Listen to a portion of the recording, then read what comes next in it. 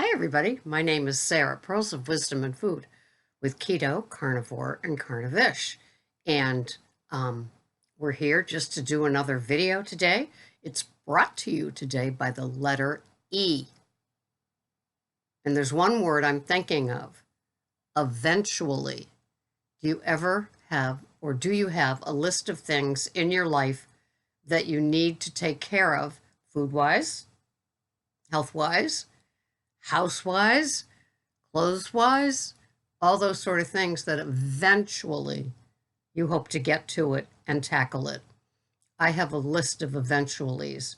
Mine is always thinning out the clutter, the clothes that don't fit, that I don't wear, that just have ceased to serve their purpose. Eventually, I'm pretty good with my pantry. I'm lousy with my freezers. I just have so much meat. And, I always promise myself that I'm going to take something out of the freezer to have. And then I go and buy fresh meat, especially with this Brazilian butchery in my life. So eventually I will get to it. And I've done a lot of eventualities with my Keto Carnivore Carnivish. I've cut way down on my almond flour that I use in my pizza. My menu is still pretty simple. Monday through Friday, it's carnivore. Although somebody said to me, carnivore isn't lemon juice. And it's like, no, I have 14 grams of it over my electrolytes. Maybe eventually I won't have it anymore, but I still have it. And I put it in my chronometer and I track it, and it's part of my carbs for the day. My total carbs are 1.8. How are you with your carbs? Are you doing net carbs with the idea that eventually you will do total carbs? There is a huge difference, and I think there'll be a huge difference if you've been on a weight loss, say you've been doing keto and you had the standard American diet before you got here, and you lost, a good amount of weight. You're excited, you were motivated, it kept you going, and then you hit that nothing changed on the scale. That might be, and eventually you need to look at your net carbs.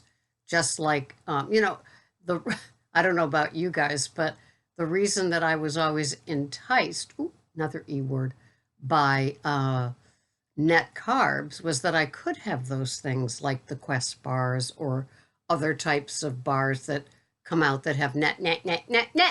Not so much the bread, the wraps, those sort of things, but the net carbs of keto-fied, grab and go sort of things like the protein bars and things like that. It made it look like it was doable, and I could have all those items and still lose weight. It really never worked out that way for me. My body is really a very low carb wanting body, sadly. And I had to learn even with the innocent, I spell that with an E, innocent vegetables. They just stopped working for me. They stopped, there's carbs in vegetables. And I always was thinking that as all the doctors were touting it.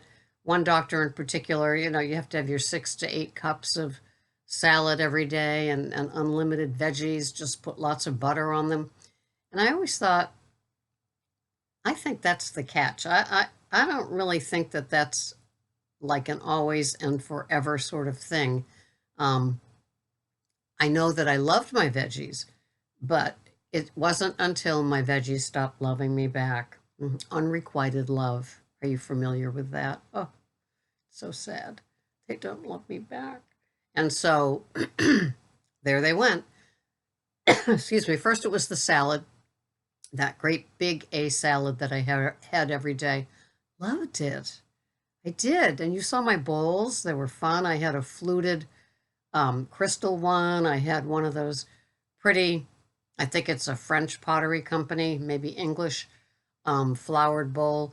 My salads were fun, but they didn't love me back anymore. And so the gastrointestinal just wasn't worth it. And now I find myself just being a mostly beef and egg kind of gal. I do have my pizza on Saturday.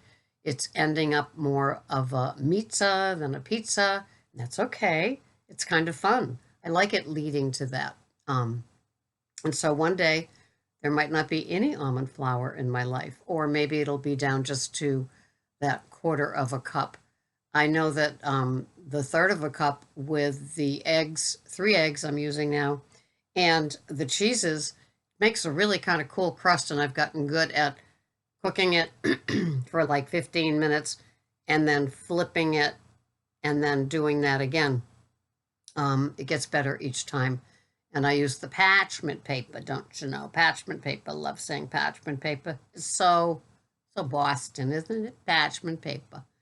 Um, and so with my new Martha Stewart pan, it's like a copper pan. And it's not as big as a cookie sheet, but almost. Anyway, I digress. So what else is new? Eventually I won't digress. Is that where eventually comes in? So eventually we do tackle, we do tackle things. I know that there's probably some things that I have in my life that I've never even like looked at to say, is this still necessary in my life? Will it work without it? And so every now and then I stumble on something like that. There were a lot more early on. I've been doing Keto Carnivore Carnivish for 5 years. No grains, no sugars. I do have my Zyla in my coffee. It does not trigger me to have more sweet things during the day. It is my bridge while I go through my day for energy and just enjoyment. Energy and enjoyment. 2 more E's. Wasn't even looking for them. I swear to God, wasn't looking for them. So I love this food plan. I love this community. I love how we all get together and figure out what's going to work for just us. That's the Goldilocks part of this. Just us. This is how it works for us. We took miles to get here. If you're like me, miles and miles of figuring out, sometimes throwing out something. I know that every now and then I get this bright idea that I could handle something and it would be okay. And I might keep it as a treat. I might whatever. And so I'll purchase the item or the group of items to have that item. And you can, if it involves an appliance, you might spend even more money. And there I am. For me, it was. I know the fryolator was air fryer was. Am I going to get this or not? I got the Instapot. I'm telling you, I don't think I used it more than a dozen times. I used it mostly for vegetables. I didn't like what it did to the meat. I didn't like the cleanup. I guess that's where I'm at with the cleanup. So I do a lot of things in my Martha Stewart enameled cookware. I have 3 different sizes. I do a lot of stuff on top of the stove and below. I've started cooking those boneless short ribs in my crock pot. That's pretty easy to clean up.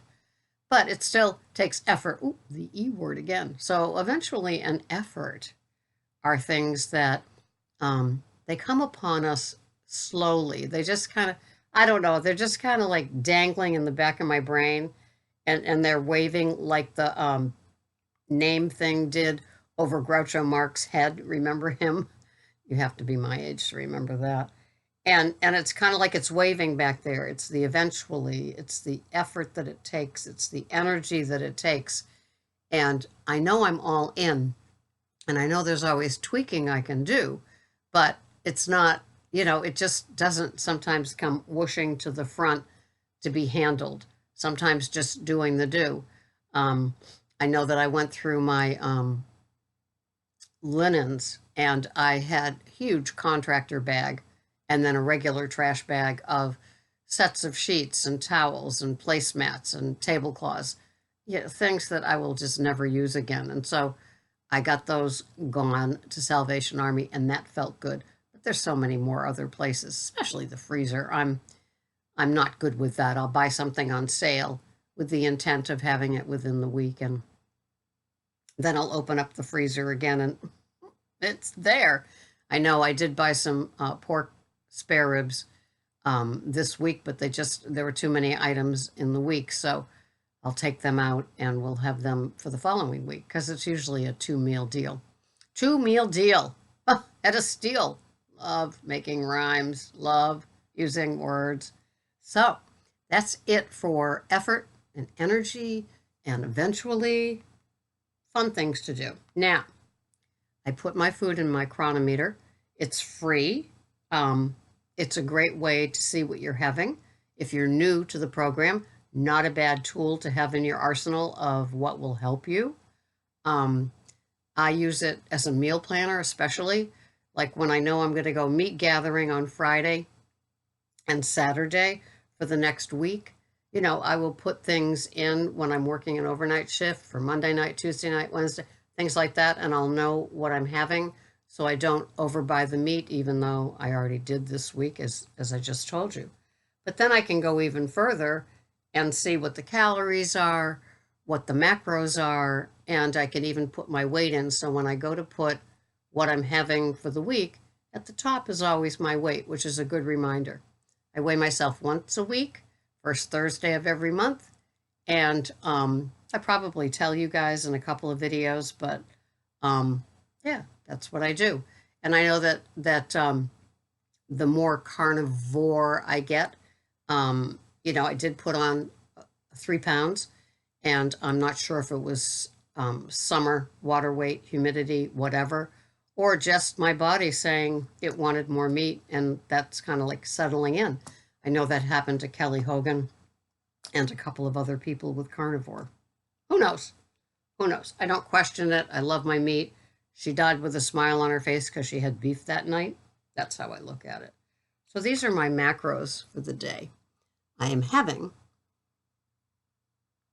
1,236 calories. My protein is 104 grams.